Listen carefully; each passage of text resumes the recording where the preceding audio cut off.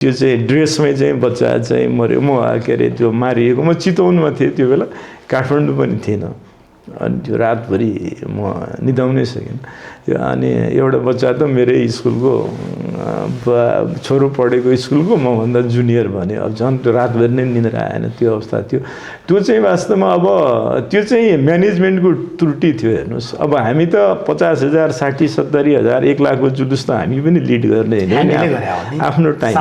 तर हाम्रो पुलिस चाहिँ यस्तो स्मार्ट छ नि यो नियन्त्रण गर्नलाई।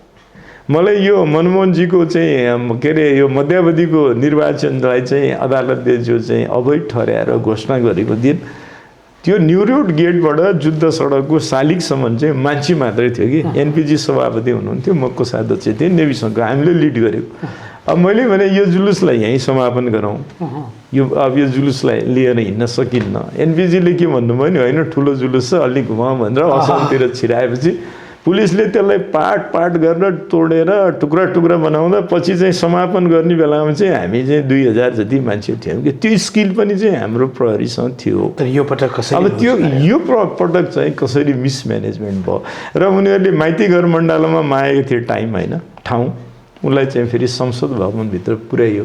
अब हुनु त छानबिनले धेरै कुरा पछि आउला होइन, प्रतिवेदन त्यसले ल्याउला, तर यो डिजाइनमा चाहिँ गरियो र त्यसको एजेन्डा चाहिँ ठ्याक्क 24 गते चाहिँ चेन्ज भयो।